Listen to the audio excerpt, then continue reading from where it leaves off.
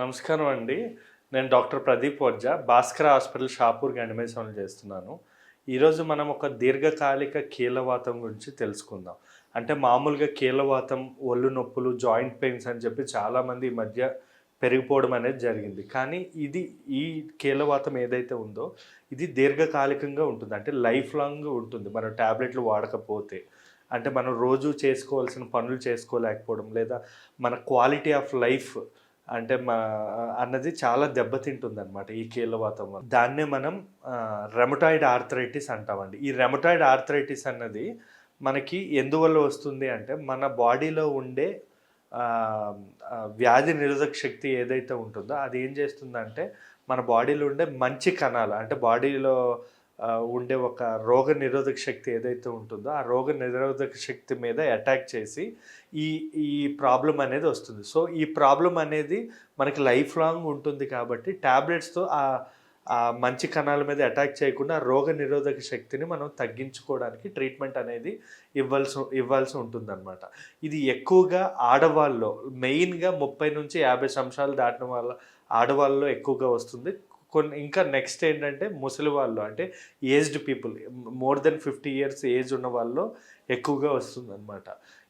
ఇది రావడానికి గల కారణం లైక్ వెయిట్ ఎక్కువ ఉండడం వల్ల, స్మోకింగ్ కానీ, లేదా బరువు ఎక్కువ పెరగడం వల్ల, లేదా కాలుష్యం. ఈ జనరల్గా మనం ఇప్పుడు కాలుష్యం అనేది పెరిగిపోతుంది కదా, ఈ కాలుష్యం వల్ల లేదా కొన్ని రకమైన హార్మోన్స్ ప్రాబ్లం వల్ల ఈ రెమటాయిడ్ ఆర్థరైటిస్ అనేది వచ్చే అవకాశం ఉంటుందండి.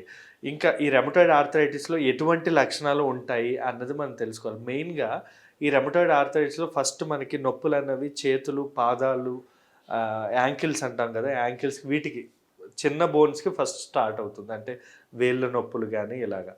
దీని తర్వాత ఏమవుతుంది, దీన్ని మనం అశ్రద్ధ చేస్తే పెద్ద జాయింట్స్ లైక్ షోల్డర్స్ కానీ, లేదా మోకాలు కానీ, లేదా హిప్ జాయింట్స్ కానీ ఇలాంటి పెద్ద జాయింట్స్కి మనకి నొప్పులు అనేవి స్టార్ట్ అవ్వడం జరుగుతుందన్నమాట. దీనిలో మెయిన్గా మనకు కనబడే లక్షణాలు ఏంటంటే పొద్దున్న లేచిన వెంటనే లెగలేకపోవడం, పొద్దున్న చాలా పెయిన్స్ ఉంటాయి. మెల్లమెల్లగా మన బాడీ స్ట్రెచ్ చేసుకొని పనులు చేసుకుంటే మెల్లమెల్లగా మనం పనులు చేసుకోగలుగుతాం. కానీ పొద్దున్న మాత్రం అసలు కాళ్ళు తీసి నేల మీద పెట్టి నడవాలన్నా కూడా చాలా ఇబ్బంది పడుతూ ఉంటారు.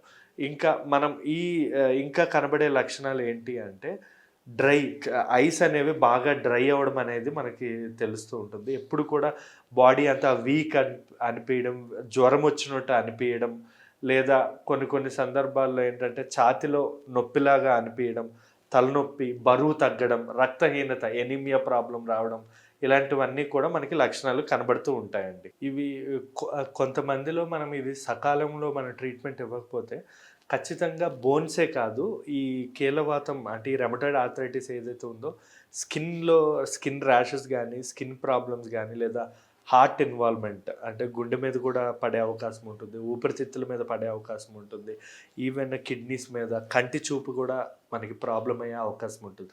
సో దీన్ని మనం దీనికి మనం ఏం చేస్తామంటే టెస్టులు ఉంటాయండి. ఆర్ఏ ఫ్యాక్టర్, యాంటీ-సిసిపి యాంటీబాడీస్ అని. ఆ ఆర్ఏ ఫ్యాక్టర్, యాంటీ-సిసిపి యాంటీబాడీస్ తగ్గడానికి మనం కొన్ని ట్రీట్మెంట్ ఉంటుంది. ఆ ట్రీట్మెంట్ అనేది వాడుకోవాల్సి ఉంటుంది.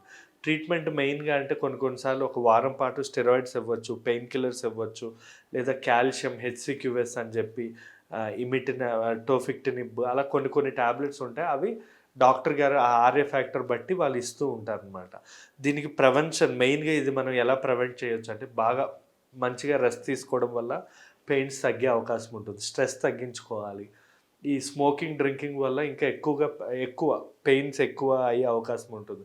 ఫిజియోథెరపీ, పొద్దున్న లేచిన వెంటనే ఎక్సర్సైజ్ అనేది చాలా ఇంపార్టెంట్. అంటే మెయిన్గా యోగా లాంటివి, స్ట్రెచ్చింగ్స్ అంటాం కదా, బాడీ అంతా స్ట్రెచ్చింగ్స్ చేసుకోవడం, ఫిజియోథెరపీ, కొన్నిసార్లు ఆక్యుపంక్చర్ కూడా అవసరం పడుతూ ఉంటుందని. దీనిలో డైట్ అంటే మనం ఏ ఫుడ్స్ ఎక్కువగా తీసుకోవాలి అన్నది మనం తెలుసుకోవాలండి. మెయిన్గా ఈ రెమటాయిడ్ ఆర్థరైటిస్ ఎక్కువగా తీసుకోవాల్సిన ఫుడ్స్ ఏంటంటే ఫ్రూట్స్ అనేవి చాలా ఇంపార్టెంట్. మెయిన్గా ప్రొమోగ్రనేట్ కానీ, బనానా, ఆరెంజ్, మెలన్స్, లేదా స్ట్రాబెర్రీస్, బ్లూబెర్రీస్, ఇవన్నీ కూడా మనకి బాడీలో యాంటీ ఇన్ఫ్లమేటరీ అంటే వాపు కణాలు, సిఆర్పి అనేది ఉంటుందన్నమాట. ఆ వాపు కణాలు, సిఆర్పి తగ్గించడానికి ఇది చాలా బాగా ఫ్రూట్స్ అనేవి ఉపయోగపడతాయి. ఇవే కాకుండా వెజిటబుల్స్ లైక్ సలాడ్స్ కానీ, టొమాటోస్ కానీ, క్యాలీఫ్లవర్, బీట్రూట్, లేదా కొన్ని వెజిటబుల్స్ లైక్ బ్రోకలీ వీటి వల్ల కూడా మనకి ఈ పెయిన్స్ అనేవి తగ్గే అవకాశాలు ఉంటాయి. ఎందుకంటే దీనిలో ఎక్కువగా మనకి మెగ్నీషియం, జింక్, కాల్షియం ఇవన్నీ ఎక్కువ ఉంటాయి. ఎక్కువగా ప్రోటీన్ ఫుడ్స్ తీసుకోవాలి.